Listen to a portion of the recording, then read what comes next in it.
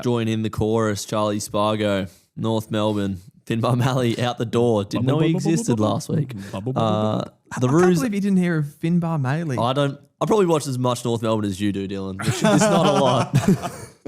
Fair. They added Adelaide's 2026 fourth round pick. Wow. In this year's draft, the struggling North Melbourne hold picks 25, 26, 46. Oh boy, Dylan. It's so weird, isn't it? Like Shit. we finished third last. Yeah. Yeah. And we have got grim. pick 25 in the draft. I didn't realise how bad. I knew that you traded your future first, but now looking at your draft hand and Charlie Spargo. And then you think, okay, so who did you get? Like, and when I say who did you get, it's not that I'm knocking this player, but like, what? Oh, you must have got 2 picks in the top end last year then, and that's why you don't have one this year. It's like, no, we got pick 2 and 28. 2 and 28, and now we've got 25 and 26. 25 and 26 is the equivalent of pick 12 in the draft. So do you think that makes it a possibility to trade with Carlton? It makes it awkward for them, but if you're just on your side. Why would they do that? Yeah, because they'd still have another pick that's just awkwardly there. I get you now because of the Dean. Yeah, the Dean, it's not enough. Yeah, it's they would rather push that into the future. Yeah, but it could be another club. Yeah. Would you rather do that? Let's say that you could get a top 15 pick or 25 and 26 for North I'd Melbourne. definitely rather, in this draft, I'd definitely rather the earlier pick. Yeah, the 25 and 26, you won't get much significant. After the bids, you won't get much at all. I think it's a pretty, like, weirdly just get a little punch in the guts as well with Finbar Maley going out. I know most people won't see that as a big deal, but I just thought he was starting to show something. And sometimes those players, like those cult players, you kind of just like them to be around. So I'm disappointed with that. Not sure. And it's interesting that Adelaide have seen him in a different position as well. Not sure we ever tried him or looked to that. Probably what I would say about that is it shows that maybe in 2026 we'll be looking at Taylor Goad as that option. And maybe that's why Finbar Maley just kind of got pushed out a little bit. Not much to say in the draft. And apparently we made a late bid for Charlie Curnow, which was... It's like West Coast throwing their hat in the ring for the Bond this year. It's like, we tried, guys. We tried to get better. Look, guff. Yeah. Yeah, I don't know. I've given it a D overall.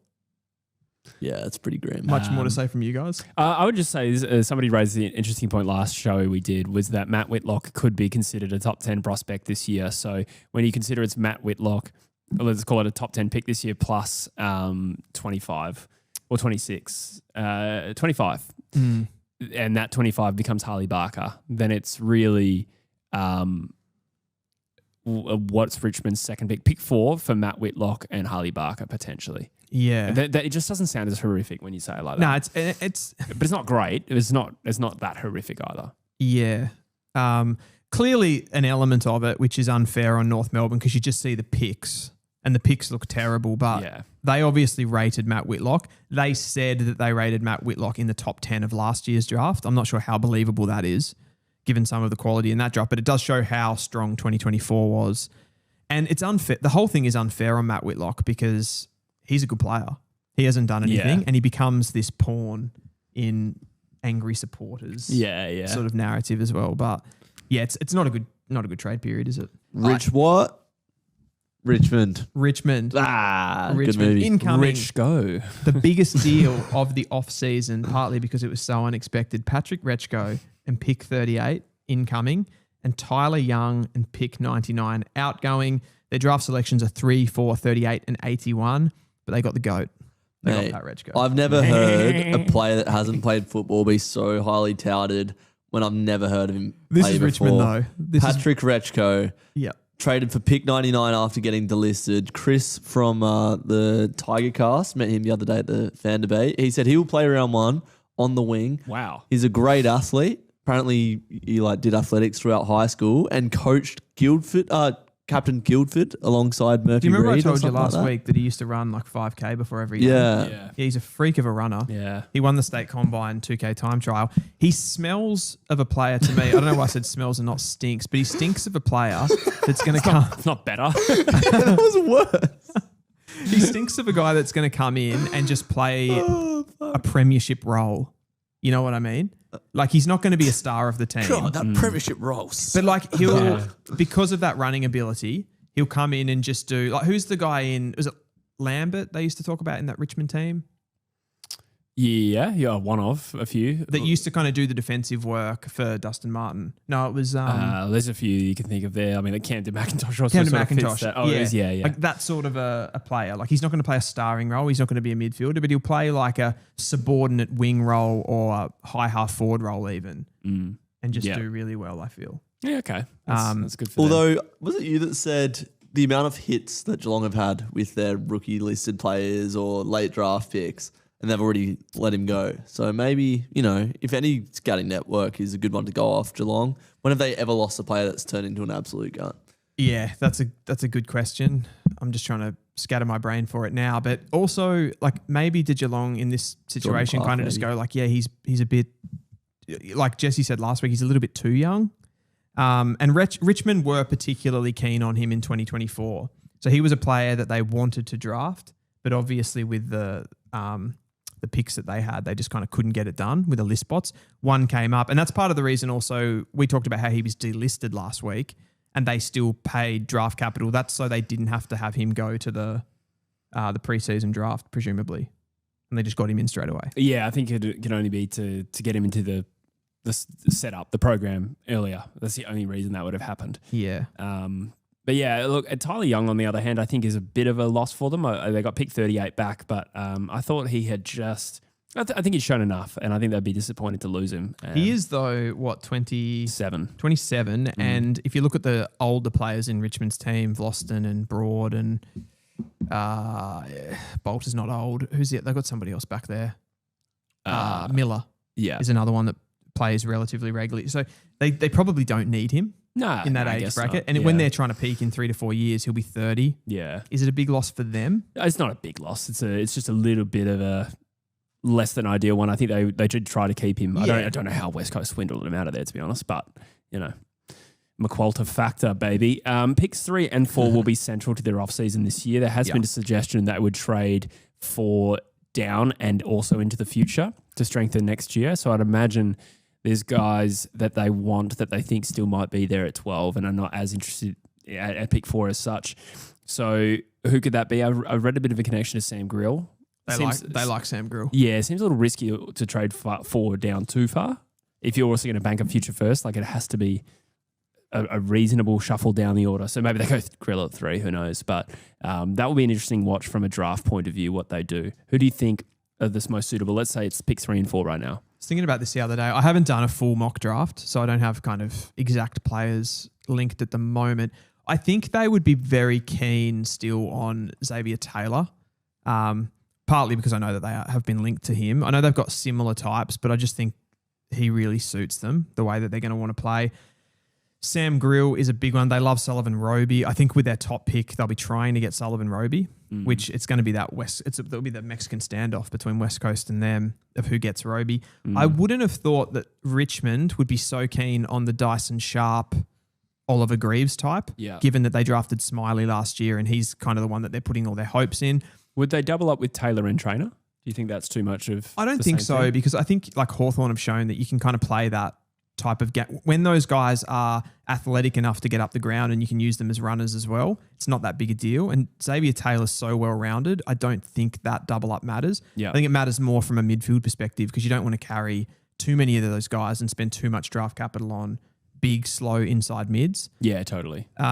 Ultimately, that's going to come down to how much they rate Josh Smiley and also how much they rate, say, a Dyson Sharp. If they think the leadership qualities of Sharp is just too good to pass up on, maybe they go for a player like that. A Birdman says they've got 2 NGAs next year. One of them is a top 10 prospect, so that would be the impetus for them to trade into next year, which I think is good context. Yeah. Joel Falcon is saying CDT, no one wants him. I think Richmond would still have to consider it. I know they took a lot of tolls. The thing that's putting me against this one is mainly the Sims pick up last year. Because and he played really well this season, which makes me sort of think, like, do you want to get another guy like Cooper Duff-Tytler? You could potentially Sims and Cooper Duff-Tytler are the same player, but potentially you could play them both in the same team. I don't know. It's difficult. This draft is going to be so much about who clubs want as opposed to best available talent. Yeah, I agree. Gibcus is a bit of a forgotten commodity He down in is. Tigerland. So injury prone, right? Yeah. But very highly touted, right? Yeah, pick 9, I think. Yeah. In a good draft. 21? Yeah. Yeah. That super draft. Yeah. Yeah. Yeah. No, he looks like a really good player as well. So they do have plenty of tall defenders. But as like I said, Hawthorn are kind of the blueprint there. What did you guys rate this off-season of Rechko in, Tyler Young out? Yeah. Don't care. They did the brunt of their work last year with the Matt Whitlock trade. So I would say it doesn't matter that they weren't super active. It's really draft focused for them now. Yeah. Birdman says Sims has a bad injury, but I don't think that would dictate their drafting. Should we go to the West Coast Eagles? Oh, should we ever? How did you rate your trade period, Jesse? Why don't you just run through some of the statistics? Well, you brought in Starcevic and Young. You lose Allen, Campbell, Chesser. That's a good trade period in and of itself. And Liam Ryan. Please. You gain a 2026 second, which is probably fair for Liam Ryan, I think. Yep. And you lose a 27th third. You hold picks 1, 2, 3 first rounders and some decent picks in the second round as well. What are you saying? I think that Starcevic is a really good player and strengthens us in a position we were actually not super deficient in, but nonetheless, you get the quality player in. I think Tyler Young addressed a gaping list need, and I think he comes in and is clear best 22. So I'm really comfortable with those ins. It sucks to lose Allen, but the context is we get pick 2. So overall, I don't think anyone's saying that West Coast is gutted with that. He was struggling a lot for you guys as well, wasn't he? This year in particular, yeah. What does your forward line look like now? Obviously, it was still I agree, it was a good move, but sort of you got Waterman probably leading the line. Yeah, he's going to lean heavily on Waterman, and Job Shanahan, I think, Shanahan's the man. He'll play every game next year if he's fit. Yep. And then it depends what West Coast do from a ruck setup, because I think Archer and Bailey Williams potentially both play, given there's 23 players in a team now. So it's raw, but talented as well. So that's not a huge concern for us. It's a shame to lose Chesser right as he started to play well for 4 games. But we got to move on fairly quick. These things happen. Played well for 4 games. I am quite critical of the way the Eagles sort of handed Liam Ryan over. For a fair market price, that's not the problem, but he was contracted. And what I would say broadly about West Coast needs is that we've strengthened in the back half, which wasn't our biggest issue. Our biggest issues are certainly its stoppage and ground level players inside forward 50. Liam Ryan was the second best goal scorer at West Coast this year, and the first was Jamie Cripps, who was 34 next year. We do get Waterman back, but I think when you look at what happens when the ball hits the deck and when the Eagles go inside 50, they haven't addressed to this point one of the biggest weaknesses at the club. And I would just say overall certainly didn't move the needle. On the other hand, the back 6 is taking shape really nicely, I think. When you consider the medium-sized players like Jinby, Hoff, Starcevic, and Tom McCarthy, and Liam Baker, who won the best and fairest, that part of the ground is looking nice, but I am no more confident that West Coast are going to improve unless they pull a rabbit out of the hat. And I do think this draft, it helps that we have picks 1, 2, and 13. It's really got to be the centerpiece of our off-season. Yeah. And it places a fair bit of pressure on it. This is essentially the compensation for Oscar Allen and Tom Barrass, because we dealt with futures with Hawthorn. So it's an important draft. It's not a particularly strong one, but naturally the Eagles can come out winners, and I do think they need to focus on ground level players. Is it concerning for you that you step into it? Like, this is kind of your first big draft where you've got a lot of picks. You've always had sort of one pick in the top end, but to have this amount of volume right at the top end, is it a concern that this one is at least on appearance weaker? Yeah, it's not ideal, but I still think you can. I still think pick 1 and 2 should be sweet. Yeah, exactly right. Agree. It's just a matter of who are the best players for West Coast. So I would explore trading pick 2 down unless West Coast are convinced it's Sullivan Roby. But if it's Dyson Sharp or Cooper Duff-Tytler, I think Duff-Tytler is certainly wrong for West Coast, personally. I feel quite strongly about that. And I think Dyson Sharp could still be there at 7 if we were to trade down, for instance. So for me, I'd be looking at a mix of Dersman's a lock if we don't trade the pick. And then, maybe if we traded down, go Sharp. And someone like a Doverston, I think, is kind of necessary for West Coast. That'd be massive. I'll be flat if we sort of add players like with no disrespect to the player, like Jacob Farrow, again, is another example of a player who is good enough on talent at pick 13, but why would you pick another halfback flanker when you've got Bo Allen as well last year? So I'm going to be very particular about what West Coast should do in this draft, and that's ultimately what it's going to come down to this offseason. You mentioned off the top about the lack of small forwards. I think that's such a big issue too when you think about if you've got quality in that area, the opposition can't run the ball out of your forward line as easily as well. So it's almost a defensive thing as well as an offensive thing. Yeah. Like keeping that ball locked in your front half. So that's a big deal. What is your ideal draft situation for West Coast this season, including trades? I know that's tough to map out. Yeah, so I love trading 2 down to 7 and 8 for Melbourne. And I feel like they are the sort of club who might be tempted by that. In chase of? The suggestion is they love Sullivan Roby. Yes. This is complete rumour mill. So, but you asked me my ideal scenario. No, I think that all checks out. Yeah. That would be the player that would turn your head in that. I'm just laughing at the comments, sorry. Yeah, okay. That would be the player that would turn your head enough to do that, I think. Totally. 7 and 8, it feels like a fairly big price to pay. I go Sam Cumming or Dyson Sharp, but not both. With the next pick. With 7. Yeah, so we got Dersma. Let's lock that in. I'd say 7 and 8 would be one of Cumming and Sharp, and then Doveston at 8. Bearing in mind on the night, that's like pick 11. And pick 13, that opens up your possibilities a little bit more. Maybe if Farah comes into the mix, if we've got some of these other players that fit our needs better. Well, I was going to say, we have inside word that Dersma is pretty keen to get to West Coast as well. So it shouldn't be much of a At least we know factor. he doesn't actively fear the idea. Yeah. Who knows what will happen in 3 years. He does have a relationship. I know that's not the reason that you would recruit him, but he does have a relationship with Harley Reid, right? I think they're not together anymore, but he dated his sister. Yeah. So yeah. I think as far as we've been told, they get along well, so that's no real concern. But for me, it's got to be midfielders, like stoppage players, transition players, ground level players. None of this project tall stuff for me. I feel very strongly about that.